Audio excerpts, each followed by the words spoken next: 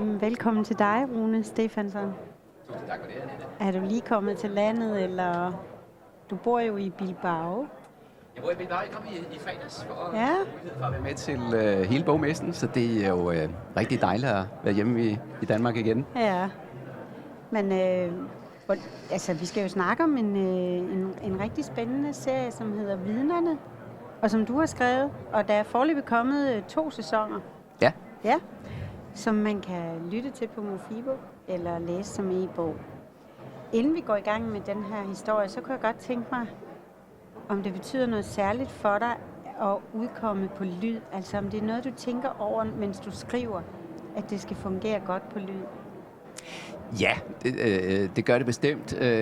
Da jeg kom ind i folden hos Mofibo med den her serie, så fik jeg jo nogle designer af min redaktør, og dem har jeg så efterhånden sådan integreret i min arbejdsproces. Det er jo det der med, at man skal prøve at holde sig fra alt for lange og alt for svulstige stemmer, og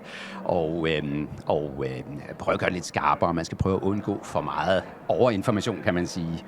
Infodump, som hun kalder det. Jeg er jo sådan den type forfatter, der godt kan lide at researche og gå i detaljerne. Ja. Jeg har måske haft en vis tendens til at have lidt for meget med tidligere, men der har jeg lært en hel masse her hos Mofibo. Så jo, ja. Og så også den der, skal vi sige, sproglige differentiering, altså for eksempel noget så banalt som navnene. Det skal være noget, der fungerer på lyd, så man kan adskille dem fra hinanden. Det må ikke ligge for tæt. Det må simpelthen ikke ligge. Og så kan man sige, hvis man godt kan lide at citere fra andre tekster, så kan det også være lidt besværligt. Så der er nogle af de der ting, man skal passe lidt på med en lydbog. Ellers er det som at skrive en anden roman, vil jeg sige, krimiroman. Ja. Altså, første bind hedder Hævneren. Det er i hvert fald meget kort. Lydvenligt. Ja. Og anden, eller sæson, som det hedder, når det er en lydbog. Anden sæson hedder Faldet. Ja, det er da endnu kortere. Ja, det er endnu kortere. Ja.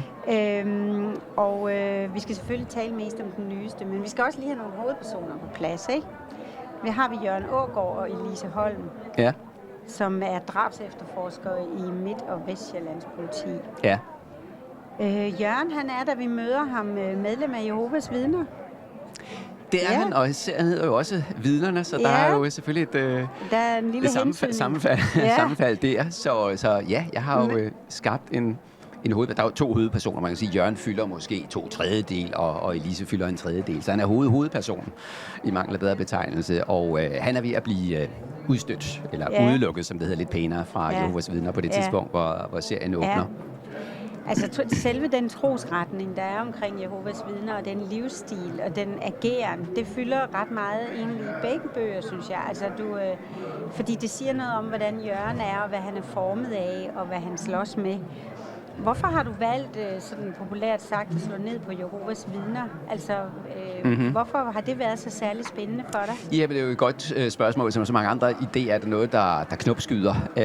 Da jeg fik kontakt med Mofibo og fik nogle designer om, hvordan vi skulle gøre, hvis vi skulle gå i gang med et samarbejde, så sagde redaktøren til mig, jamen, det vi gør her, hvor jeg tidligere er begyndt med sådan handlingen, der begynder med rammefortællingen, få skabt nogle interessante hovedfigurer, som så kan være gennemgående i en serie, og skal selvfølgelig gennemgå en vis form for udvikling i de her 3 bind eller 3 sæsoner.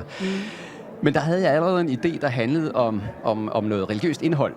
Og det sagde redaktøren jo så som sagt, at det skal du ikke. Men så skød jeg jo så den op i rammehistorien, fordi så fik jeg jo mulighed for at lave en handling, som alligevel spillede på den oprindelige idé, som det kan vi måske vende tilbage til eller droppe. Men så da det så skulle have noget religion som omdrejningspunkt i rammehistorien, så fandt jeg hurtigt ud af, at Jehovas Vidner med deres udstødelsespraksis, det giver grundlag for en kæmpe menneskelig krise.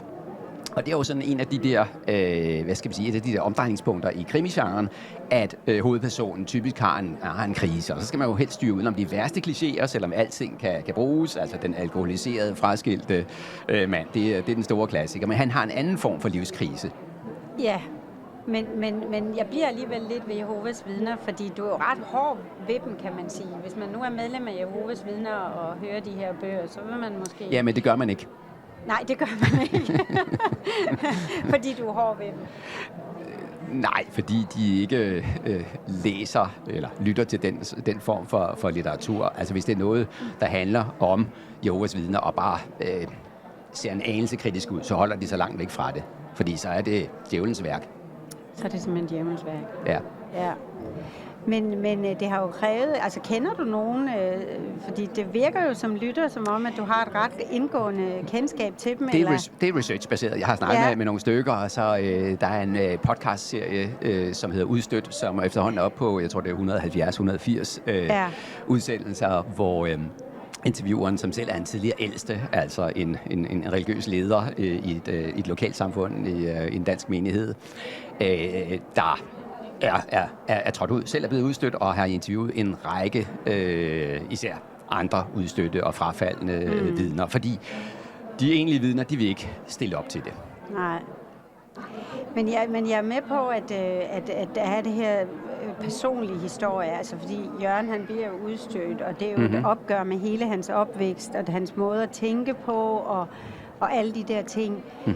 Men du er, som jeg hørte, er du også ude i et andet ærne, nemlig det med kontrol. Altså, der er også meget social kontrol, den sociale man tilhører en kontrol, eller anden overvågningen, som jo også både er på politisporet, og hvor Jørgen, som så mange andre hovedpersoner i en krimiserie, så er han jo sådan lidt ufin i kant, så han har også brugt nogle metoder, som han måske ikke burde, men han har jo lært en hel masse inden for politiet, som han så også bruger eller har brugt tidligere i den religiøse sammenhæng. Ja. Fordi overvågning er jo helt centralt der. Så det ser de jo positivt på. Ret skal være ret. Jeg synes jo også, man skal fortælle deres argumenter. De ser det som positivt, for det er jo en hjælp til Gud. Og dermed altså med mener du Jehovas vidner, ikke? Ja. Når de overvåger hinanden, så er det jo for at sikre sig, at folk er på den rette vej. Ja, og det har Jørgen jo også været med til. Altså, jeg vil jo ikke kalde det overvågning, jeg vil jo kalde det sådan noget, at man sladrer om hinanden og udleverer hinanden og spiller andre dårligere for at spille sig selv bedre og sådan noget. Altså, ja, du kan sige, overvågning, det er jo en aktiv proces, og sladder i det, man hører eller opfanger ved tilfældigheder, det er jo selvfølgelig mere sådan, sladder eller indrapportering, kunne du kalde det. Men er det, fordi du er optaget af den kontrol, vi mennesker går og har over hinanden, hvad enten vi er i en sekt eller... Det er jo sådan noget, der knopskyder, når man siger A, så siger man B, og sådan noget. Da jeg begyndte at beskæftige mig med Jehovas vidner, så har jeg jo sat mig mere og mere ind i det, og blevet grebet af det, og hvordan det kunne bruges i en krimimæssig sammenhæng. Så den der sociale udstødelse, den der sociale død, man kan kalde det, er jo helt forfærdelig. Det, der går ud over børnene, ikke? Altså dem, der bliver udstødt af Jehovas vidner nu. For Jørgens vedkommende, så handler det om blodtransfusion, som er et af de store forbud der, ikke? Men ellers er det typisk unge mennesker, som prøver grænser af, og de sex og selv under 9 før sex er forbudt før ægteskabet, under 9 det er en synd. Så der er meget kraftige forbud der på det plan. Også rygning, stoffer er helt no-go. Så nogle af de der erfaringer, man måske ofte gør sig som ung, kan være meget farlige for medlemskabet der. Men hvis vi nu skal komme lidt nærmere ind på, springer vi lidt videre til Jørgen. Hvad han er for en mand, ikke? Altså, han er jo for eksempel ikke autoritetstro, fordi der er jo kun Jehova, der tæller. Selvom han er smidt ud, så er det sådan ligesom det, der influerer på hans tankegang. Ja, jeg har prøvet at gøre ham så nuanceret, så selvom han gør op med Jehovas vidner, altså så er fundamentalistisk, det vil sige, de tror på Bibelen ord for ord, sådan stort set.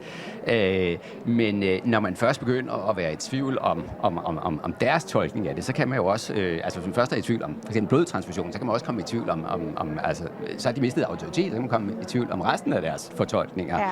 Men det gør ikke, at han kommer i tvivl om Bibelen, i hvert fald ikke som udgangspunkt. Så han er stadigvæk meget troende. Ja. Men det er jo også en udviklingshistorie her. Og hvis man skal tro Elise, så er han også sådan forholdsvis pæn og en interessant mand at kigge på. Og Elise, hun kommer jo til at spille igennem bøgerne en stadig stigende rolle for Jørgens personlige udvikling. Kan man ikke godt sige det? Det kan man sagtens sige. Er du blevet sådan lidt romantisk, eller hvad flirter du med der? Jamen, det er jo et makkerpar, som kommer meget tæt på hinanden, som er meget forskellige. Han er jo alvorlig og er en livskrise, og hun er sådan en livsnyder, og det skal være sjovt. Der skal være gang i den, hvor han er så meget detaljeorienteret.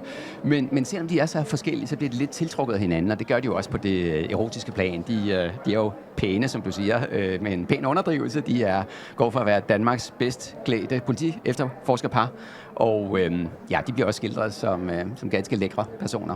Ja. Men og nu siger du det, hun er en livsnyder. Elise har jo sådan en lidt atypisk moral på en måde. Moral er måske et stort ord, men jamen, på den måde sig hun ikke sådan... jo meget modsat Jørgen egentlig, der har været så regeltung. Der ligger i overført betydning et stykke kage, det napper jeg lige. Mm-hmm. Ja. Det er sådan, hun er. Jamen, hun lader sig ikke binde af de der gamle konservative normer i alt for høj grad. Nej. Så hun kan godt have en elsker, for eksempel. Ja, det synes hun bare er fint. Men det er jo ikke bare en historie om Jørgen og Elise. De bliver jo selvfølgelig, fordi det her er jo krimier, så bliver de kastet ud i nogle heftige sager, som bringer dem lidt vidt rundt omkring. Det er noget, i den første, der ender Jørgen i Mellemøsten, kan man godt sige, ikke? Han er en lille tur i Israel, og det var det, der sådan var udgangspunktet, en idé om det, der hedder Jerusalem-syndromet, som er sådan en religiøs psykose fra virkelighedens verden, som der så er en person, der bliver ramt af. Og så uden vi skal afsløre for meget, så kan man jo forestille sig, at der kan ske nogle ting, når man er ramt af en psykose, og så går det amok derfra. Ja. Og her i toeren, der er vi på Færøerne. Ja. Hvorfor er vi på Færøerne? Ja. Der er langt ned, kan man sige, ikke? Jo, når man falder. Jo, det er der. Jamen, altså, jeg blev grebet af det igen. Det er jo sådan en knopskydning, fordi jeg havde ikke en plan, da jeg begyndte med serien. Der havde jo, rammefortællingen på plads, men de enkelte tre, ellers uafhængige sæsoner, tre forbrydelser eller forbrydelseskomplekser, havde jeg jo ikke sådan på forhånd opfundet. Men der fandt jeg ud af, at Færøerne er meget stærkt religiøst samfund. Jeg kendte ikke noget særligt til Færøerne i forvejen. Jeg havde aldrig været der. Har du været der nu? Jeg har været der på en research-tur på en 10 dage der for et par sommer siden. Fascinerende sted. Og der bruger jeg naturen rigtig meget. Altså blandt andet de stejle klipper. Den hedder Faldet. Og det er jo så, udgangspunktet. Der er en yngre kvinde, der ryger ud over nu skal jeg prøve at sige det på en lidt åben måde. Men det er jo en krimi. Ja. Så det begynder med, at hun ryger ud over den her 148 meter høje klippekant, der hedder Tralleklippen. Jeg skal holde mig fra at udtale det på færøsk. Det er svært. Og hun er talsperson for LGBT+'erne. Du fik alle bogstaverne. Ja, og plusset. Ja. Så, og hun er ude at spacere med nogle præster. Med tre præster, som har nogle ret usædvanlige sorte, som man siger, de 3 sorte folkekirkepræster deroppe. Den ene hedder Lillebror. Ja, og den anden hedder Storbror. Ja. Og jeg kan ikke huske, hvad den tredje hedder. Kom med det. Jamen, jeg troede under hele skriveprocessen, han hed Jokvan, men Dan Schlosser, som den her fremragende indlæser, vi har på serien, han taler faktisk færøsk og siger Jekvan, så det må jeg jo så prøve at sige Jekvan. Ja. Men Lillebror og Storebror, det er jo nogle sjove navne at vælge. Ja. De er i hvert fald lydvenlige, man kan huske dem. Det var det, jeg tænkte. Det var det, jeg tænkte. Altså skabe en simpel forbindelse, fordi for mange færøske navne, ikke? Det kan være svært at holde styr på for læseren. Ja. Og så er de jo søskende. Det er jo ikke bare navne, de har, men de bliver så kaldt ved deres familierelation. Ja, men hun er ude at gå med de her 3 præster, og så er det, hun falder ud over klippen. Ja, og det giver jo 3 logiske muligheder. Det er drab, det er selvmord, eller det er ulykke. Ja. De 3 præster, som er de eneste vidner, nu hedder serien jo vidnerne, de siger samstemmende, at det er selvmord. Hun er hoppet. Ja. Og omstændighederne, konflikten, der er en fiktiv konflikt mellem det homoseksuelle miljø og kirken deroppe, er jo en af de omstændigheder, der gør det meget mistænkeligt, den her ulykke. Og så er det, da Færøernes politi først siger, jamen det var noget ulykke, vi kan ikke gøre noget ved det. Der er jo ikke andre vidner, og vidnerne siger det samme, så er det svært at komme videre med det. Det her politiet i Færøerne, som jeg interviewede, det er de simpelthen bekræftet. Der er jo ikke noget at gøre. Så det er jo sådan umiddelbart Og nu kan vi godt afsløre, at det er en forbrydelse. Det er jo en krimi, og den åbner med det, ikke? Så det er jo sådan tæt på at være den perfekte forbrydelse. Men så kommer først Jørgen og siden Elise også derop, da der begynder sådan at sprede sig lidt for mange rygter og mediehistorier i Færøerne om, at det her, det kan ikke passe, fordi Freja, som den døde kvinde hedder, hun er nyforelsket, så der er altså nogle ting, der ikke passer sammen. Både fjendskabet med kirken, og så det, at hun er i en helt særlig situation i sit liv. Men nu har vi talt lidt om sorte præster, vi har talt om Jehovas vidner, men faldet indeholder egentlig også en anden, hvad kan man sige, når folk går lidt til yderlighederne på grund af deres holdninger, fordi du introducerer jo også nogle internationale valaktivister. Ja. Som kommer lidt op og slås med færingerne på grund af grindevagtjagten. Ja, grindefangsten. Ja, det er den organisation, der hedder Sea Shepherd. Så du har jo et øje på det her med at gå til ekstremerne og mene, at man sidder på sandheden, ikke? Det er jo noget, jeg har brugt i tidligere romaner også. Jeg har en roman, der foregår i Grønland, hvor jeg har brugt en tilsvarende organisation, hvor jeg dog har fiktionaliseret den lidt mere og givet den et andet navn. Ja. Men altså bruge fanatisme eller idealisme, der går for vidt. Det er et af de omdrejningspunkter, jeg har haft i min krimikarriere. Altså de her stærke idéer, som hvis man godt kan lide en rationel forbrydelse, så kan det enten være store penge, eller det kan være en eller anden idé, man brænder for. Så kan man sige, at idéen kan måske være skør, afhængig af optikken, man ser det i, men når du først har den idé, målet helliger midlerne, jamen, så kan du godt være en rationel forbrydelse. Så det giver jo et særligt opklaringsarbejde, når det er den der rationelle forbrydelse, man skal prøve at opklare. Så har historien i Færøerne også nogle andre juridiske forudsætninger. Altså, man tænker på en sag som Blekingegadesagen, som jo er et drab, hvor man ikke ved, hvem der har begået drabet. Det kan man så ikke straffes for. Og der er en tilsvarende bandesag fra Rungsted, bander fra eller grupper af unge fra henholdsvis Kokkedal og Nivå, hvor der også blev begået et skuddrab, men ingen er blevet dømt for det, fordi der er ikke nogen, der siger det. Der er ikke nogen, der siger, de ved jo formentlig alle sammen, hvem der har trykket på aftrækkeren. Ingen sladder, og så kan man ikke dømmes for det. Altså, du er meget glad for research. Det kan vi også høre, når vi taler med dig her. Du er sådan en omvandrende vidensbank. Og jeg har også en fornemmelse af, at du vil også gerne gøre mig som lytter lidt klogere undervejs. Du har lyst til at dele de ting, du har fundet ud af. Jeg kan jo godt lide og har gjort det mange gange, det der med at komme et bestemt geografisk sted hen til en ny kultur, som jeg måske heller ikke selv kender på forhånd, som jeg selv sætter mig ind i. Det giver mig noget. Det er noget af drivkraften i min skriveproces. Jeg synes, det er sjovt, og så vil jeg selvfølgelig gerne formidle noget af alle de indtryk, jeg har, både om i Færøernes tilfælde geografien og selvfølgelig de samfundsmæssige, ikke så meget historiske forhold, fordi jeg får læst og påskrevet min redaktør, jeg må ikke få for meget af det med. Så det skal jo gerne flettes ind, det skal integreres i handling, og der er det landskabet jo, synes jeg, helt genialt, fordi det er jo integreret i handlingen med de her stejle klipper. Man dør ikke på samme måde, når man drætter ned ad Himmelbjerget, vel? Nej, du kan ikke... Nej, man kunne godt finde på noget. Man kunne godt skubbe nogen i en havn, iskoldt vand og sådan der. Men jeg har brugt det setting. Det er sådan en slags road movie. De kører meget rundt og ser forskellige miljøer, ikke? Ja. Men du er jo også selv sådan ret rejsende som person, jo, ikke? Jeg har rejst meget. Jeg begyndte med at rejse i Sydamerika. Min første bog handler om Sydamerika, og så har jeg jo så boet de sidste 7 år i Bilbao i Nordspanien. Ja, og hvorfor er det, du bor der? Jamen, så har det noget med klimaet at gøre?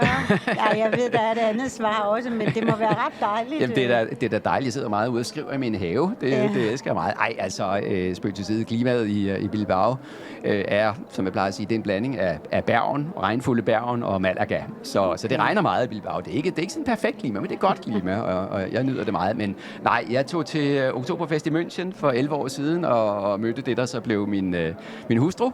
Hun boede i München, men kommer fra Bilbao. Så da vi fik vores første barn for 7,5 år siden, så flyttede vi i den forbindelse til Bilbao. Og jeg talte spansk i forvejen, så det var helt oplagt. Jeg vil gerne bruge Bilbao og Baskerlandet i en krimi, men jeg diskuterede lidt med min redaktør. Du kan godt høre, at hun er hård ved mig, ikke? Jo. Ja. Ja, det kan jeg godt høre. Men når jeg også bor sådan lidt i dit privatliv, så er det, jeg tænker, påvirker det dig, eller har det med at bo i udlandet og være underlagt nogle andre regler og kutymer og kultur og alt sådan noget, former det der som forfatter, eller altså... Det er jo et godt spørgsmål. Har det ændret dig sådan dit syn på Danmark for eksempel, de ting, der sker her i landet? Jeg vil sige, nu er jeg begyndt med at flytte til München, hvis jeg ikke fik det sagt, så jeg har jo så skiftet land 2 gange, og det vil sige, at man opnår jo sådan en vis grad af relativisme. Altså man kan relativere, altså det man synes er sådan, jamen det der er selvfølgeligheder i et land som Danmark, eller et andet land, ikke? Det er jo knap så selvfølgeligt. Nu kan man sige, det er jo ikke Afrika eller Asien, jeg er flyttet til. Det er jo sådan stadigvæk inden for Europa og den europæiske union, så på den måde der er jo mange ting, der også er beslægtet, men det er klart, det påvirker mig. Jeg kan muligvis ikke selv svare fyldestgørende på det, fordi det er jo så komplet en del af mit liv, ikke? Men når man er expat, når man bor i et andet land, så går man jo, mange af os går konstant og reflekterer over det. Hvad er det for, hvorfor gør de sådan her, ikke? Så man er hele tiden lidt fremmed, samtidig man kommer godt ind i kultur. Det synes jeg jo også, når man skriver, er rigtig godt at have det der lidt skæve blik. Og jeg får jo selvfølgelig også lidt et skævt blik på Danmark, når jeg har Danmark på afstand.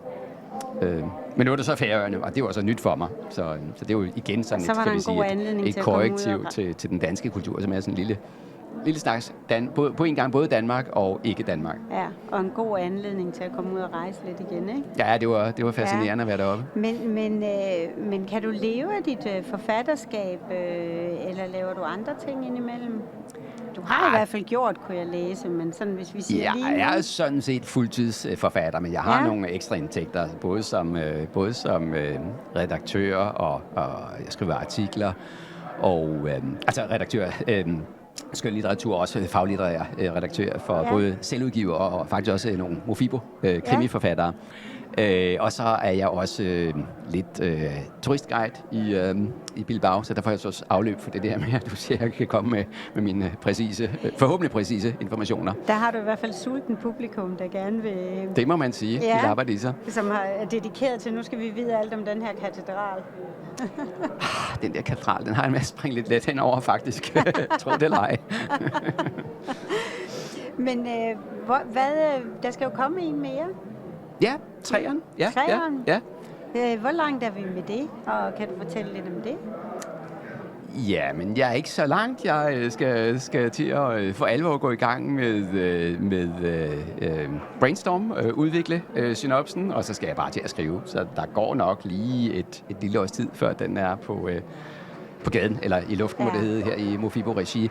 Det bliver noget, der formentlig åbner i New York, eller lidt uden for New York, hvor Jehovas Vidners globale hovedkvarter findes. Og så kommer der også til at ske noget i Holbæk, hvor det skandinaviske hovedkvarter, Betel, det skandinaviske hovedsæde for Jehovas Vidner, ligger. Og der kommer muligvis også et kanadisk-grønlandsk inuit-element ind i det. Det lyder avanceret. Ja, og sådan, med en meget stor meget store streger på globussen. Jo, men altså, som nogen siger, bring it home. Vi begynder ude, og så kommer vi hjem til Politigården i Roskilde. Jeg er jo selv opvokset i og i nærheden af Roskilde, så det var rigtig skønt at sidde der på 2.000 km afstand af Danmark, og så mentalt være både i Roskilde som del af faldet.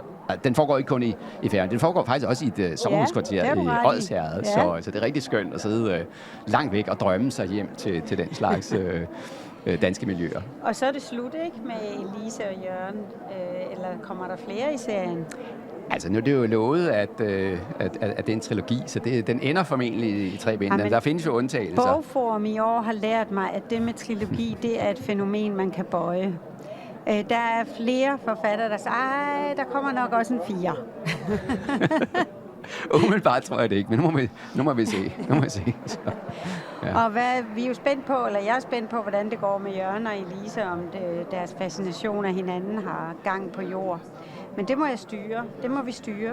Jeg skal også lige til at være helt skarp på det og finde ud af, hvor vi lander med dem. Som sagt er jo den her bue, deres udvikling, hvor de sådan bøjer sig mod hinanden, bliver inspireret af hinanden. Så nu må vi se, hvor langt de forbøjer sig. Ja. Jeg synes også, vi skal kigge lidt længere ud i fremtiden. Altså, hvad drømmer du om? Hvad går du sådan og håber på, når den her trilogi er slut? Altså, det var et godt spørgsmål. Ja. Har du en 5-årsplan? Nej, det har jeg ikke.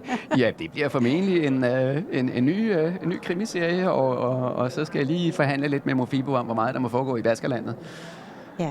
Det er jo selvfølgelig forfatteren selv, der bestemmer, om de giver mig gode, velmente råd. Ja. Og tænker, hvad er i lytternes og brugernes interesse? Ja. Men hvorfor er det skal være krimi?